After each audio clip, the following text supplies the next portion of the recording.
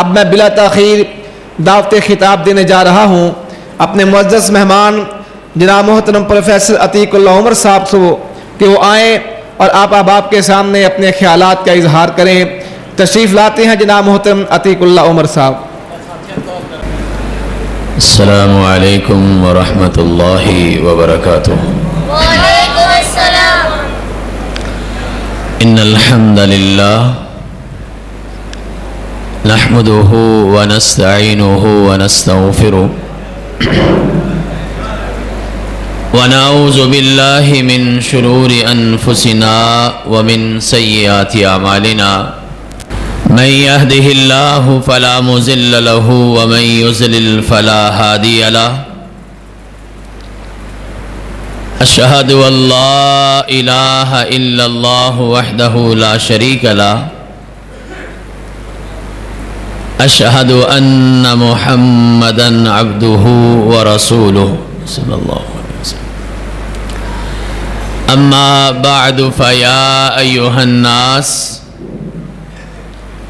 إن أحسن الكلام كلام الله أحسن الهدي هدي محمد صلى الله عليه وسلم إن شر الأمور محدثاتها كل محدثة بدعة كل بدعة ضلالة الضلالة في النار۔ اللهم صل وسلم على محمد وعلى آل محمد صلى الله عليه وسلم كما صليت على إبراهيم وعلى آل إبراهيم إنك حميد مجيد۔ اللهم بارك على محمد وعلى آل محمد صلى الله عليه وسلم كما باركت على إبراهيم وعلى آل إبراهيم إنك حميد مجيد۔ رب اشرح لي صدري ويسر لي أمري واحلل عقدة من لساني يفقهوا قولي سبحانك لا علم لنا إلا ما علمتنا إنك أنت العليم الحكيم۔ اللهم انفعنا بما علمتنا وعلمنا ما ينفعنا وزدنا علما آمين۔ أعوذ بالله من الشيطان الرجيم بسم الله الرحمن الرحيم۔ ما آتاكم الرسول فخذوه وما نهاكم عنه فانتهوا صدق اللہ مولانا العظیم۔ اٹھو اے نوجوانوں، اب ہوش میں آنے کا وقت آیا ہے، بہت سو چکے ہو اب جاگ جانے کا وقت آیا ہے۔ سنو تو صحیح گنبد خضرا سے آتی ہے یہ صدا، اے مسلمانوں میری حرمت پہ کٹ جانے کا وقت آیا ہے۔ جہاں سے چلے تھے تم 313 پھر انہی راہوں پہ پلٹ جانے کا وقت آیا ہے۔ جلا ڈالی تھی کشتیاں تم نے اندلس کے ساحل پر، جلا ڈالی تھی کشتیاں تم نے اندلس کے ساحل پر، تاریخ پھر وہی دہرانے کا وقت آیا ہے۔ اور سورج سے تپش لو، آسمان سے بجلیاں چھینو، سورج سے تپش لو، آسمان سے بجلیاں چھینو، آگ پھر کفر کے مسکن پہ برسانے کا وقت آیا ہے۔ اور بے غیرتی کی زندگی سے تو بہتر ہے موت، کہ اب تو مر مر کے جی جانے کا وقت آیا ہے۔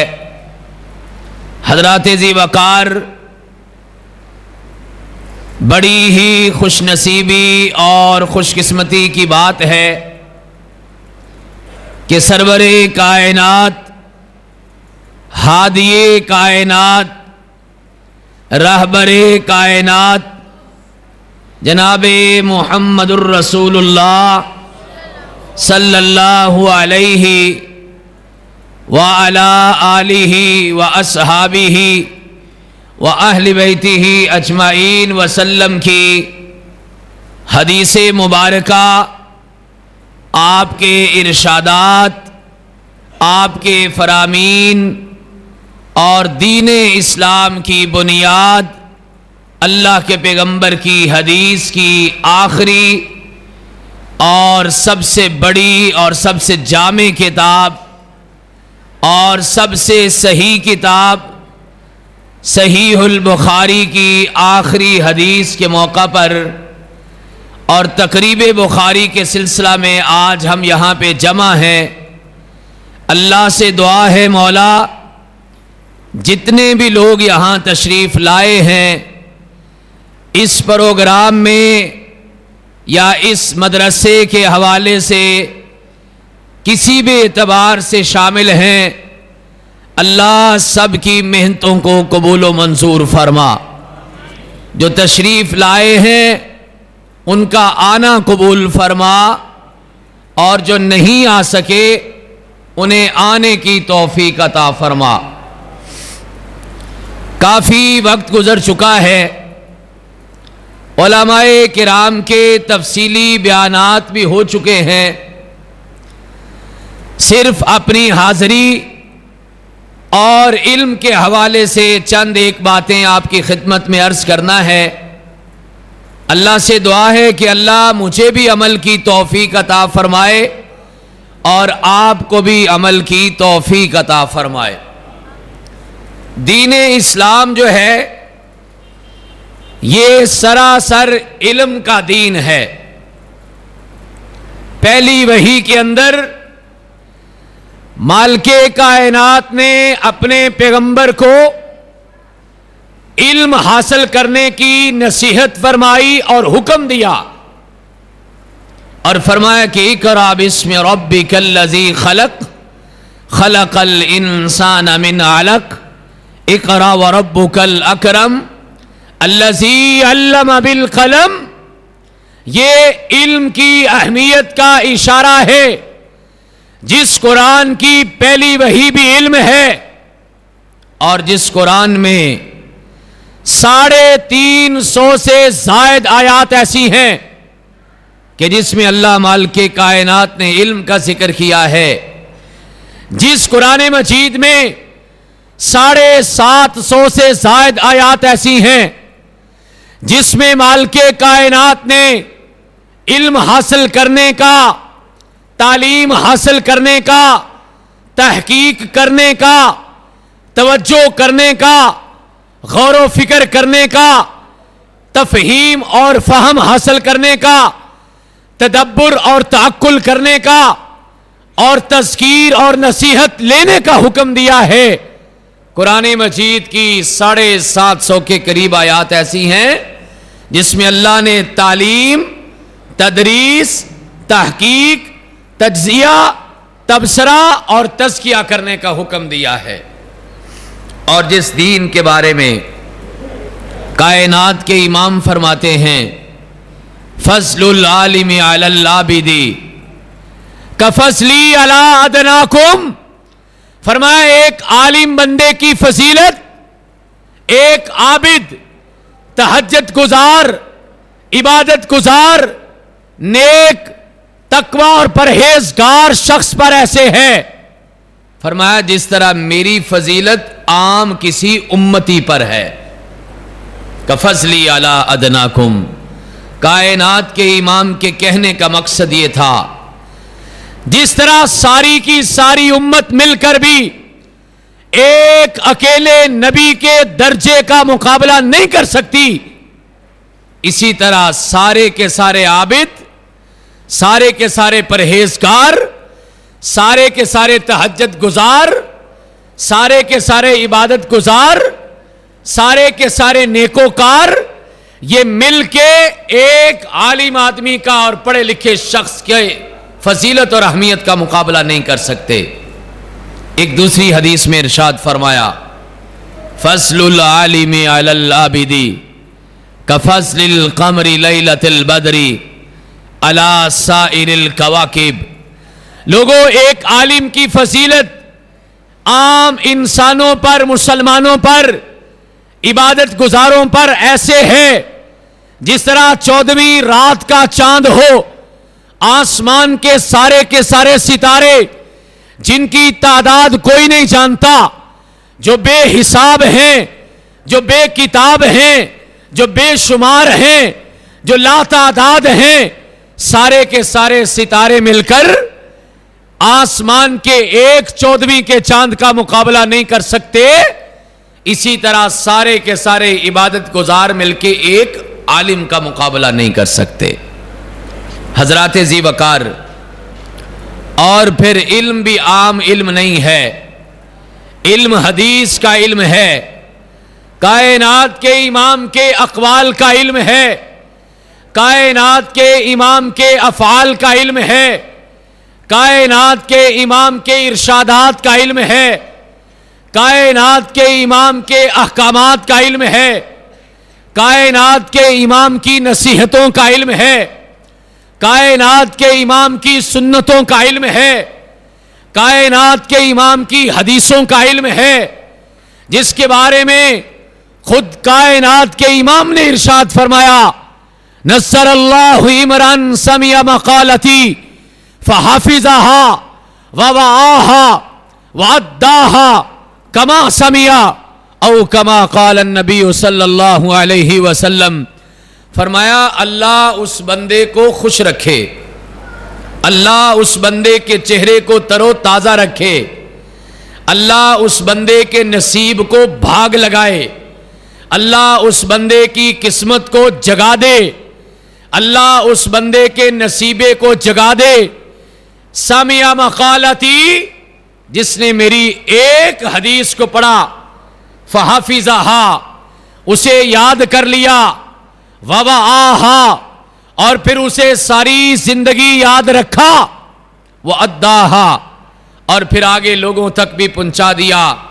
फरमाया, कमा समिया, जिस तरह के उसने सुना था उसी तरह मेरे फरमान को आगे पहुंचा दिया। अल्लाह उस बंदे की दुनिया को भी बेहतर कर दे और उस बंदे की आखिरत को भी बेहतर कर दे। हजरात जी वकार, आज दुनिया में जितने मदरसे हैं, इतने मदरसे पहले कभी नहीं थे। आज दुनिया में जितने दीन के तालिबे इल्म हैं, इतने तालिबे इल्म पहले कभी नहीं थे। आज जितनी मस्जिदें हैं, इतनी मस्जिदें पहले कभी नहीं थी। आज जितनी हदीस की किताबें हैं, इतनी किताबें पहले कभी नहीं थी। आज दुनिया में जितने हुफ्फाज़े किराम हैं, इतने कुरान के हाफिज पहले कभी नहीं थे। आज जितने दीन की तालीम देने वाले उलमा और असातिज़ा मौजूद हैं, इतने उलमा और असातिज़ा पहले कभी नहीं थे। आज जितने जलसे हैं, इतने जलसे पहले कभी नहीं थे। आज जितनी कॉन्फ्रेंसें हैं, इतनी कॉन्फ्रेंसें कभी नहीं थी। लेकिन मैं अपनी गुफ्तगू के अगले हिस्से में, दूसरे और आखिरी हिस्से में, एक सवाल का जवाब आपसे भी लेना चाहता हूं, अपने आप से भी लेना चाहता हूं और कुछ हवालों से उसका जवाब देना चाहता हूं। मदरसे भी बड़े हैं, जलसे भी बड़े हैं, असातिज़ा भी बड़े हैं, तहकीक भी बड़ी है, तदरीस भी बड़ी है, इल्म भी बड़ा है, तबलीग भी बड़ी है, तालीम भी बड़ी है, तलबा भी बड़े हैं, असातिज़ा भी बड़े हैं, सुनने वाले भी बड़े हैं, सुनाने वाले भी बड़े हैं, लिखने वाले भी बड़े हैं, पढ़ाने वाले भी बड़े हैं। लेकिन आज इमाम बुखारी पैदा नहीं होते, आज अहमद इब्न हम्बल पैदा नहीं होते, आज इब्न तैमिया पैदा नहीं होते, آج حدیث کے وہ امام پیدا نہیں ہوتے جو ساری کی ساری زندگی اللہ کے دین کے لیے وقف کرتے ہیں۔ آخر اس کی وجہ کیا ہے؟ دو تین باتیں اس کے حوالے سے عرض کرنا ہے۔ مجھے جو وجہ سمجھ آتی ہے، پہلی وجہ یہ ہے، اس زمانے میں علم اتنا آسان نہیں تھا جتنا آج آسان ہو گیا ہے۔ آج آپ بازار جاتے ہیں، ایک سی ڈی کمپیوٹر کی خریدتے ہیں اور ایک سی ڈی پر حدیث کی 3500 کتابیں درج ہیں۔ 35 روپے کی سی ڈی ہے اور 3500 حدیث کی کتابیں اس کے اندر موجود ہیں۔ آج دین اتنا آسان ہے، اور یہ انسان کی فطرت ہے، جو چیز انسان کو آسانی سے مل جائے انسان اس کی قدر نہیں کرتا۔ کبھی زمانہ کیا تھا، بقی بن مخلد کہتے ہیں رحمت اللہ علیہ، فرماتے ہیں میرے دل میں حدیث کی تعلیم کا شوق پیدا ہوا۔ میں سفر کرتے کرتے امام احمد ابن حنبل رحمت اللہ علیہ کے دروازے پہ پہنچا اور میں نے کہا جناب امام، مجھے حدیث کا علم سیکھنے کا شوق ہے، آپ مہربانی کر کے مجھے حدیث کی تعلیم دے دیں۔ امام احمد ابن حنبل فرماتے ہیں وقت کے بادشاہ نے میرے گھر سے نکلنے پہ پابندی لگائی ہے، وقت کے بادشاہ نے مجھے حدیث کی تعلیم دینے سے منع کیا ہے، وقت کے بادشاہ نے مجھے یہ کہا ہے کہ آپ کسی کو حدیث کی تعلیم نہیں دے سکتے، لہذا میں آپ کو حدیث نہیں سکھا سکتا۔ بقی رحمت اللہ علیہ کیا فرماتے ہیں؟ کہتے ہیں کوئی بات نہیں ہے، آپ مجھے باقاعدہ اپنے گھر میں بٹھا کے، کسی مجلس میں بٹھا کے، کسی مسجد میں بٹھا کے، کسی مدرسے میں بٹھا کے دین کی تعلیم نہ دے، میں ایک طریقہ اختیار کرتا ہوں۔ سیر اعلام النبلاء کے اندر علامہ حیثمی رحمت اللہ علیہ نے یہ واقعہ نقل کیا ہے، فرماتے ہیں بقی رحمت اللہ علیہ امام احمد ابن حنبل رحمت اللہ علیہ سے عرض کرتے ہیں جناب امام، آپ مجھے باقاعدہ حدیث کی تعلیم نہ دیں، لیکن میں ایک فقیر کی شکل میں آؤں گا، سارے شہر سے مانگتے مانگتے، فقیروں کا لباس پہنا ہوا، ہاتھ میں لاٹھی پکڑتے، ٹیکتے ٹیکتے، اللہ کے نام پہ پکارتے پکارتے آؤں گا، میں آپ کا دروازہ کھٹکھٹاؤں گا، آپ مجھے کوئی حدیث بتا دینا، معمولی سی کوئی چیز میرے کشکول میں ڈال دینا۔ اس طرح فقیر کا روپ دھار کے آپ کے پاس آ کے میں اللہ کے پیغمبر کی حدیث سیکھ لوں گا، یہ سودا میرے لیے سستا رہے گا، مہنگا نہیں رہے گا۔ حضرات، ہمارے پاس وقت نہیں ہے، پنکھے چل رہے ہیں، بہترین ماحول ہے، علماء کرام موجود ہیں، مدرسے کا انتظام ہے، طلباء خدمت کر رہے ہیں، طالبات کا بہترین ادارہ ہے، پاکستان کے نامور اداروں میں سے ادارہ ہے، اللہ کے دین کی مجلس ہے، خوبصورت مسجد ہے، روشنیوں کا انتظام ہے، لیکن ہمارے اندر شوق کتنا ہے؟ ہم باہر صحن کو چھوڑ کے اندر نہیں آ سکتے، ہم اللہ کے پیغمبر کی حدیث کے لیے مسجد کی دیوار کی ٹیک نہیں چھوڑ سکتے، ہم اللہ کے پیغمبر کی حدیث کے لیے آگے قریب آ کے بیٹھ کے شوق سے، محبت سے، پیار سے، عقیدت سے ہم اللہ کے پیغمبر کی حدیث کو نہیں سیکھ سکتے۔ لیکن بقی رحمت اللہ علیہ فرماتے ہیں ایسے ہی میں امام کے دروازے پہ جاتا، روزانہ وہاں سے نکلتا، فقیروں کی طرح آوازیں لگاتا اور امام کے دروازے پہ جا کے کہتا بارک اللہ لک ولی اہلک، اللہ امام آپ کو بھی برکت دے، آپ کے گھر والوں کو بھی برکت دے۔ حضرت امام احمد ابن حنبل رحمت اللہ علیہ اپنے گھر سے نکلتے، معمولی سی کوئی چیز میرے کشکول میں ڈالتے اور اس کے بعد میں امام سے ایک حدیث سیکھتا اور اس کو یاد کرتا کرتا چلا جاتا، 24 گھنٹے اس حدیث کو یاد کرتا رہتا، اور اگلے دن آ کے پھر دوسری، تیسرے دن آ کے تیسری، چوتھے دن آ کے چوتھی، 100ویں دن آ کے 100ویں، پھر اس کے بعد چلتا رہا۔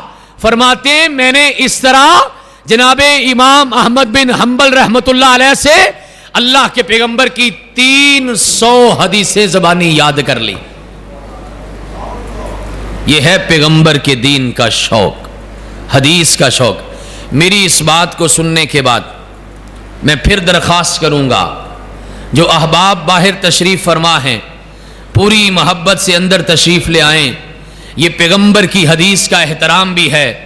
آپ جلسہ سننے آئے ہیں، آپ کانفرنس میں تشریف لائے ہیں، آپ تقریب بخاری میں آئے ہیں، آپ علم حدیث سیکھنے آئے ہیں. حدیث کا شوق کیا ہے؟ امام مالک رحمت اللہ علیہ حدیث کا درس دے رہے ہیں. ذرا احترام سیکھیے گا. حدیث کا احترام یہ ہے، جناب امام حدیث بیان کر رہے، طلبہ تشریف فرما ہیں اور امام صاحب پڑھاتے جا رہے. ایک طالب علم کی نظر پڑی امام مالک رحمت اللہ علیہ کے پاؤں کے ساتھ ایک ناگ ہے، سانپ ہے، بچھو ہے، زہریلا ہے، تکلیف دہ ہے. وہ آپ کے پاؤں پہ ڈنگ مارے جا رہا.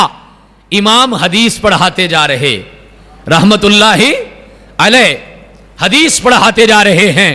طالب علم نے دیکھا امام کے چہرے کا رنگ بدل گیا، حدیث نہیں چھوڑی.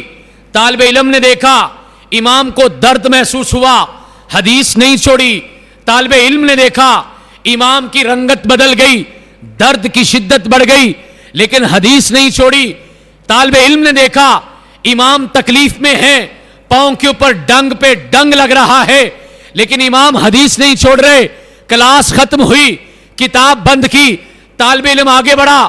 استاد گرامی، اتنی تکلیف میں، اتنے درد میں، اتنی پریشانی میں اور اتنے مصیبت کے باوجود بھی آپ حدیث پڑھاتے رہے. آپ نے حدیث کو کیوں نہیں چھوڑا؟ امام مالک رحمت اللہ علیہ فرماتے ہیں، بیٹا میں نے یہ سمجھا اگر میں اپنی درد کو دیکھتے ہوئے، اگر میں اپنی پریشانی کو دیکھتے ہوئے، اگر میں اپنی تکلیف کو دیکھتے ہوئے، اگر میں اس ڈنگ کی وجہ سے، اس کے زہر کی وجہ سے، اس کی درد کی وجہ سے، اس کی شدت کی وجہ سے اگر میں حدیث پڑھانا بند کر دوں، اپنے پاؤں کی طرف متوجہ ہو جاؤں، کہیں اللہ کے پیغمبر کی حدیث کی گستاخی نہ ہو جائے، اس لیے میں نے حدیث کو پڑھانا نہیں چھوڑا. حضرات، مجھے جو سمجھ آتی ہے وہ یہ ہے کہ آج دین سستا ہمارے لیے، آسان ہمارے لیے، ہمیں دین کی قدر نہ رہی. اور دوسری بات جو سمجھ آتی ہے وہ وہی بات ہے جو آپ کے شہر لاہور میں سوئے ہوئے اقبال نے کہا تھا. اقبال بڑا اپدیشک ہے، من باتوں میں مو لیتا ہے، گفتار کا غازی بن تو گیا، کردار کا غازی بن نہ سکا. آپ کی لاہور کی کسی مسجد کے بارے میں کہا تھا، مسجد تو بنا دی شب بھر میں ایمان کی حرارت والوں نے، من اپنا پرانا پاپی ہے، برسوں سے نمازی بن نہ سکا. آج علم بڑا ہے، آج مدرسے بڑے ہیں، آج جلسے بڑے ہیں، آج کتابیں بڑی ہیں، آج تحقیق بڑی ہے، آج تعلیم بڑی ہے، آج تدریس بڑی ہے، آج طالب علم بڑے ہیں، آج طالبات بڑی ہیں، آج اساتذہ بڑے ہیں، آج معلمات بڑی ہیں. لیکن آج علم کی دنیا میں ہمارے قدم پیچھے جا رہے ہیں. یہی وجہ ہے کہ امام بخاری پیدا نہیں ہوتے.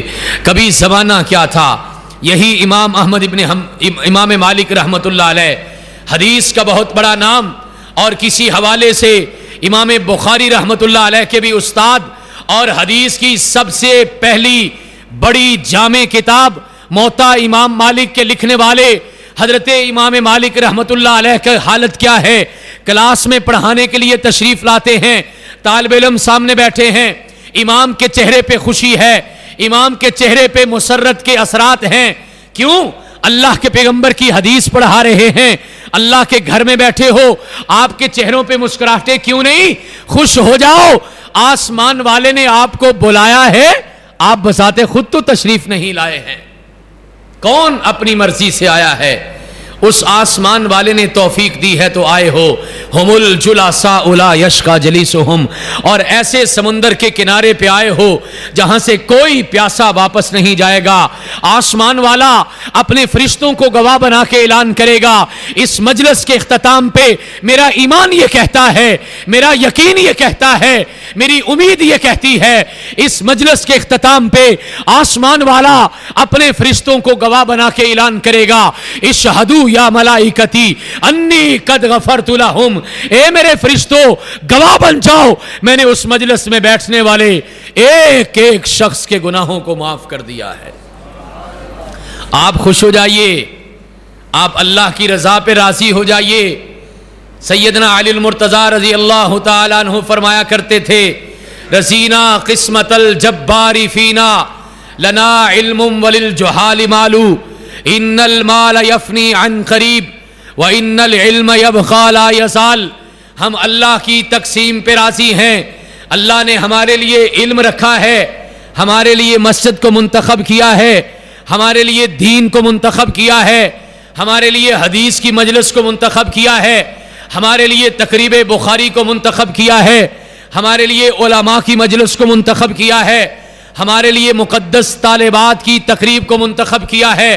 وہ بختوں والی، وہ قسمت والی، وہ نصیبے والی میری بیٹیاں بہنیں جو آج پیغمبر اسلام کی حدیث کی کتاب کی معلمات بھی ہیں، مبلغات بھی ہیں، طالبات بھی ہیں، اور انہوں نے آج کی اس مجلس ان کے نام ہے، اس پیاری مجلس میں آنے کا موقع ملا ہے.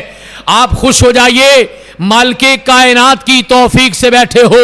اور یہ زندگی بھر یاد رکھیے جب کبھی نیکی کا موقع ملے عبادت تو کرنی ہے، سجدہ تو کرنا ہے، کلمات تو پڑھنے ہیں. عبادت تو اپنے جسم سے، حرکات سے، کلمات سے، انداز سے، الفاظ سے، طریقے سے، اپنے ارکان سے ادا کرنی ہے. عبادت بھی کیا کرو، عبادت کے بعد اللہ کا شکر بھی ادا کیا کرو. ایک مرتبہ الحمدللہ پڑھیں، یا اللہ تیرا شکر ہے تو نے مسجد میں بلایا ہے. مانا کہ پیسے کی مجلس نہیں ہے، مانا کہ بناؤ سنگار کی مجلس نہیں ہے، مانا کہ شراب و کباب کی مجلس نہیں ہے، مانا کہ دنیاوی جاہ و جلال کی مجلس نہیں ہے، مانا کہ دنیاوی نام و نمود کی مجلس نہیں ہے، مانا کہ دنیاوی بڑے نام کام کی مجلس نہیں ہے. لیکن سچی بات یہ ہے اگر یہاں بیٹھنے والوں کی نیت ٹھیک ہے، اگر یہاں کے بیٹھنے والوں کی نیت کا قبلہ درست ہے، آج کا یہ بیٹھنا، اس مجلس میں بیٹھنا آسمان والے کی عدالت کے اندر قابل قبول ہو گیا. وہ ساری کی ساری زندگی کے گناہوں کو معاف کر کے رکھ دے گا. حضرات ذی وقار، یہ اس پیغمبر کا فرمان ہے جس کی زبان پہ قرآن بولتا ہے، جس کی زبان پہ رب رحمان بولتا ہے. امام مالک کا چہرہ کھلا ہوا، آپ کے چہرے پہ مسکراہٹ ہے، طالب علم بے تکلف ہے، کہتا ہے جناب امام آج بڑے خوش نظر آ رہے ہیں. خوشی کی وجہ یہ ہے نا کہ آپ نے حدیث کی ایک کتاب مکمل لکھ لی ہے. آج موطا امام مالک مکمل ہو گئی، ساری حدیث کی کتابیں مکمل لکھ لی، لہذا آپ بڑے خوش ہیں. امام مالک رحمت اللہ علیہ نے فرمایا میرا بیٹا یہ بات اپنی جگہ پہ درست ہے کہ میں نے حدیث کی کتاب لکھی ہے، مجھے اس بات کی بڑی خوشی ہے. لیکن اگر آپ نے پوچھا ہے میں آپ کے شوق کے لیے اور اس مجلس میں بیٹھنے والوں کے لیے بھی، میری سننے والی طالبات کے لیے بھی، ان بہنوں بیٹیوں کے لیے بھی جو پیغمبر کی دین کی تعلیم حاصل کرنے کے لیے اپنے گھر بار کو، اپنے خاندان کو، اپنے علاقے کو، اپنے قبیلے کو، اپنے شہر کو، اپنے وطن کو چھوڑ کے نادر آباد کے اس مدرسے میں آ کے بیٹھی ہیں، میں ان بیٹیوں کے لیے عرض کر رہا ہوں کتنی بڑی نصیبے کی بات ہے. امام مالک رحمت اللہ علیہ فرماتے بیٹا اس بات کی بڑی خوشی ہے کہ میں نے حدیث کی کتاب مکمل لکھ لی ہے، لیکن اگر آپ نے پوچھا ہے تو سچ بتاتا ہوں اصل خوشی کی وجہ اور ہے، اصل خوشی کی وجہ اور ہے. جناب استاد وہ وجہ کیا ہے؟ آج وہ وجہ ہمیں نظر نہیں آتی. اس وجہ سے دین کا کام تو بہت زیادہ ہو رہا، لیکن امام بخاری پیدا نہیں ہو رہے، احمد ابن حنبل پیدا نہیں ہو رہے، ابن تیمیہ پیدا نہیں ہو رہے، امام مالک پیدا نہیں ہو رہے، بقی بن مخلد پیدا نہیں ہو رہے، حدیث کے لیے آمش پیدا نہیں ہو رہے، حدیث کے لیے اپنی ساری زندگی وقف کرنے والے، حدیث کے لیے ساری کی ساری زندگی لگانے والے پیدا نہیں ہو رہے۔ چند سالوں کے بعد اپنے علاقوں کو پلٹ گئے، اپنے گھروں کو پلٹ گئے، اپنی مصروفیات کو پلٹ گئے، لیکن اللہ کے دین کا وہ شوق پیدا نہ آپ کے اندر ہوا، نہ ان کے والدین کے اندر ہوا، نہ پڑھنے والوں کے اندر ہوا، نہ پڑھانے والوں کے اندر ہوا۔ اس کی ایک وجہ بیان کر رہا ہوں۔ امام مالک رحمت اللہ علیہ فرماتے ہیں میرا بیٹا اس بات کی بڑی خوشی ہے میں نے حدیث کی کتاب مکمل لکھ لی ہے، لیکن اصل خوشی کی بات یہ ہے اس ساری کی ساری حدیث کی کتاب میں کوئی ایک حدیث بھی ایسی نہیں ہے کہ جس پہ میں نے بساتے خود عمل نہیں کیا ہے۔ ہر حدیث پہ پہلے خود عمل کیا ہے اور پھر اس کو لکھا اور پڑھایا ہے۔ آج ہمارے اندر اللہ کے پیغمبر کی حدیث کا احترام موجود نہیں، اللہ کے پیغمبر کی حدیث کی قدر اور فضیلت موجود نہیں، ورنہ جس امام بخاری رحمت اللہ علیہ کی لکھی ہوئی صحیح بخاری کے لیے آپ تشریف لائے ہیں اور جس کی حدیث کو، جس کی تعلیم اور تدریس کو مکمل آج کے دن کیا گیا ہے، اس حدیث کو لکھنے کے لیے امام بخاری رحمت اللہ علیہ بذات خود فرماتے ہیں میں نے بخاری کی ہر حدیث کو لکھنے سے پہلے وضو کیا ہے، 2 رکعت نفل نماز پڑھی ہے، استخارہ کیا ہے، اور اس کے بعد جب مجھے خواب میں یہ بتا دیا گیا کہ یہ حدیث درست ہے تب جا کے میں نے اس کو صحیح بخاری میں درج کیا ہے۔ آپ کو بتائیں اس کا معنی کیا ہے؟ صحیح بخاری کے اندر 7,500 سے زائد حدیثیں ہیں۔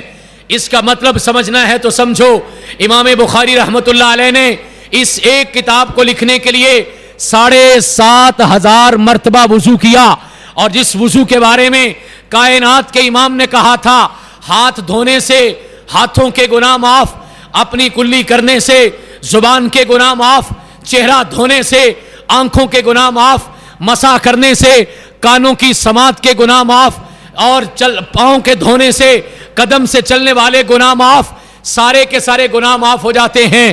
اور بندہ جب وضو مکمل کر لیتا ہے سارے کے سارے گناہوں سے پاک صاف ہو کے نکل کے باہر آتا ہے۔ امام بخاری رحمت اللہ علیہ نے صرف صحیح بخاری لکھنے کے لیے 7,500 مرتبہ وضو کیا، 7,500 مرتبہ اپنے گناہوں کو معاف کروایا، 7,500 مرتبہ نقیاً تقیاً صاف ستھرے ہو کے آپ نے نیٹ اینڈ کلین ہو کے باہر نکلے اور اللہ کے پیغمبر کی حدیث کی کتاب کو مکمل کیا۔ اور امام بخاری رحمت اللہ علیہ نے 7,500 استخارہ کیا۔ اس بخاری کو لکھنے کے لیے استخارے کا معنی کیا ہے؟ علماء کرام موجود ہیں، بزرگ تشریف فرما ہیں، طالبات بھی تشریف فرما ہیں، سن رہی معلمات بھی تشریف فرما ہیں، میرے اساتذہ بھی تشریف فرما ہیں، میرے پیارے دوست مطیع اللہ باجوہ صاحب بھی تشریف فرما ہیں، شیخ الحدیث بھی تشریف رکھتے ہیں۔ علماء کرام کی موجودگی میں کہہ رہا ہوں استخارے کا معنی کیا ہے؟ استخارہ اللہ سے مشورہ ہے، استخارہ اللہ کی مدد ہے، استخارہ اللہ سے دعا ہے، استخارہ اللہ کی نصرت کا طلب کرنا ہے، استخارہ اللہ سے مشاورت ہے۔ امام بخاری رحمت اللہ علیہ اپنے اللہ سے 7,500 مرتبہ مشورہ کرتے ہیں، 7,500 مرتبہ امام بخاری رحمت اللہ علیہ حدیث کی یہ کتاب مکمل کرنے کے لیے اپنے رب کی نصرت مانگتے ہیں، اپنے رب کی مدد مانگتے ہیں۔ 7,500 مرتبہ استخارہ کرنے کے بعد حدیث کی اس کتاب کو مکمل کرتے ہیں۔ اور تیسری بات کیا ہے؟ ہر حدیث لکھنے سے پہلے فرمایا میں نے 2 رکعت نفل نماز ادا کی ہے، اور 7,500 حدیثیں لکھنے کے لیے کتنے نفل بنتے ہیں؟ 15,000 نفل بنتا ہے۔ 15,000 نفل پڑھا امام بخاری رحمت اللہ علیہ نے۔ 2 رکعت نفل نماز معمولی بات نہیں ہے۔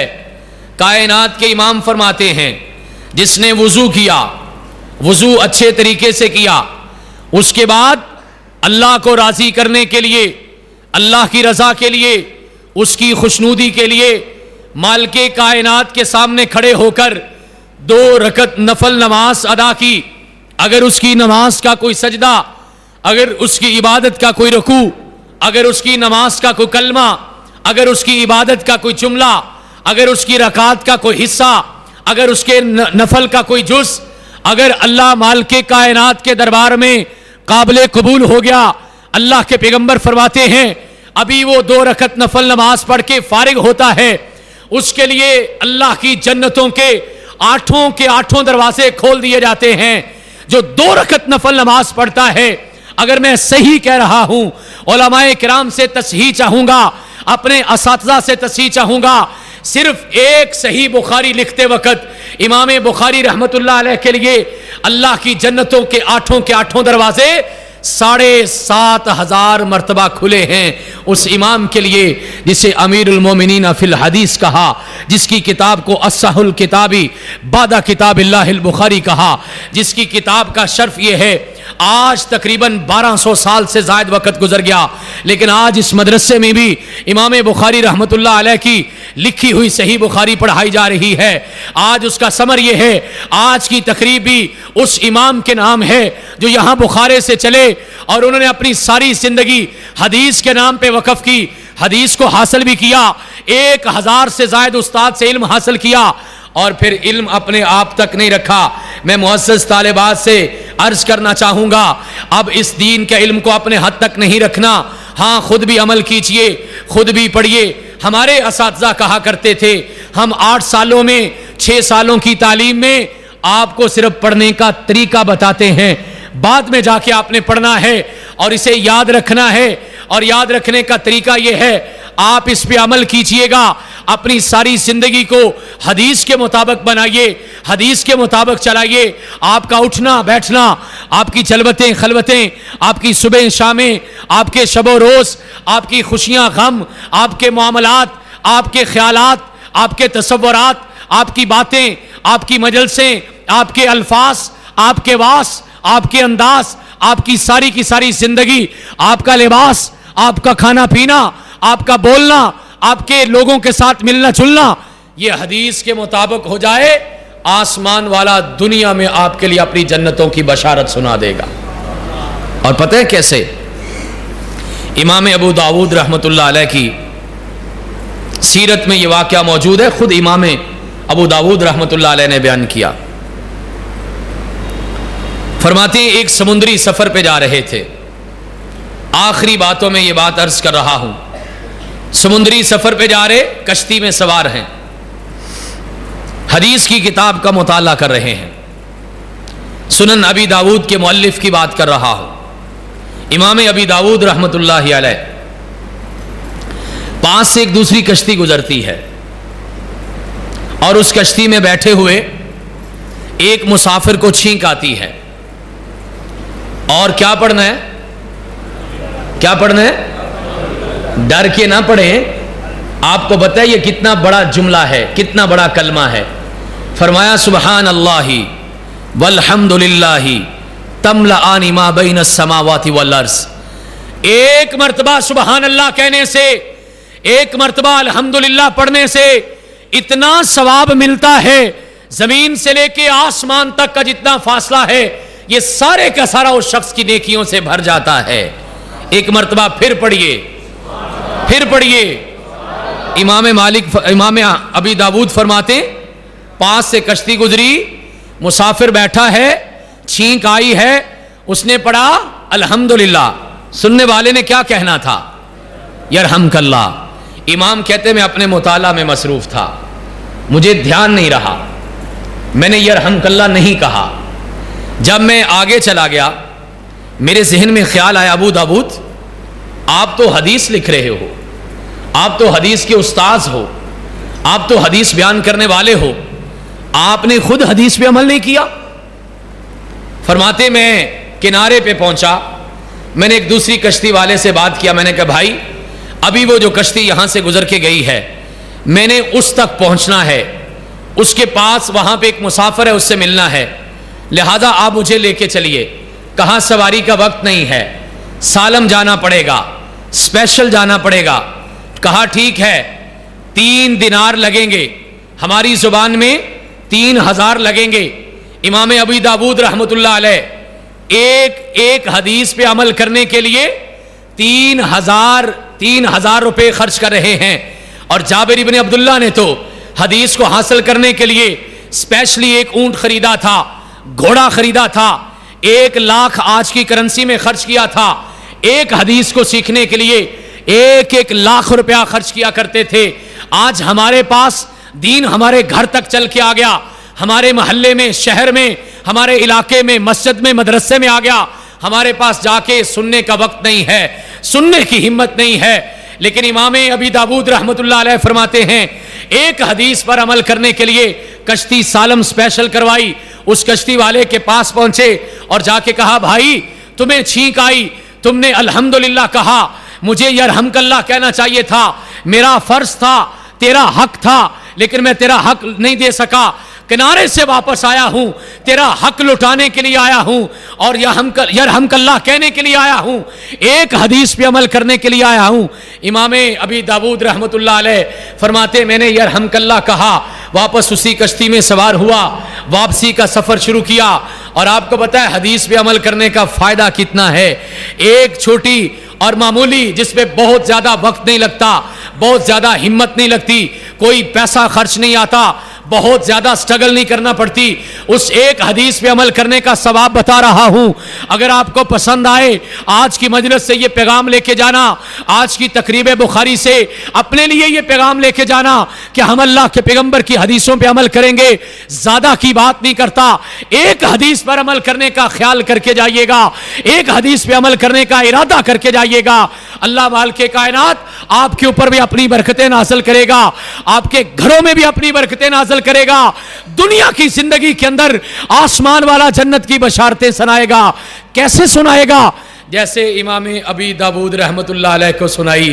امام ابی داؤد فرماتے ہیں میں واپسی کا سفر کر کے آ رہا ہوں، اسی کشتی میں سوار تھا، ابھی کنارے پہ نہیں پہنچا، آسمان سے آواز آئی یا ابا داؤد اشتریت الجنت بثلاثۃ دینار، اے ابو داؤد 3 دینار خرچ کر کے تو نے مہنگا سودا نہیں کیا، اس کے بدلے میں اللہ نے تیرے کھاتے میں جنت کو واجب قرار دے دیا ہے۔ ایک حدیث پر عمل کرنے کا ثواب ہے۔ حضرات ذی وقار، آج ضرورت اس بات کی ہے، آج وقت اس بات کا ہے کہ ہم حدیث کے عمل کی طرف آگے بڑھیں۔ اہل الحدیث کہلوانا نصیبے کی بات ہے، لیکن اتنا کافی نہیں ہے، اس سے آگے بھی بڑھنا پڑے گا، اپنے الفاظ کو اپنے اعمال میں بدلنا پڑے گا۔ سیدنا فاروق اعظم رضی اللہ تعالیٰ عنہ سے پوچھا امیر المومنین آپ کے نزدیک عالم کون ہوتا ہے؟ پڑھا لکھا کون ہے؟ ایجوکیٹڈ کون ہے؟ دین کا علم یا دنیا کا علم رکھنے والا کون بندہ ہے؟ عالم کسے کہتے ہیں؟ حضرت امیر المومنین فاروق اعظم رضی اللہ تعالیٰ عنہ فرماتے ہیں الذی عمل بما علم، ہمارے نزدیک عالم وہ ہوتا ہے جو اپنے علم پر عمل بھی کرتا ہے۔ صرف علم کافی نہیں بلکہ علم کے ساتھ اس پہ عمل کرنا بھی ضروری ہے۔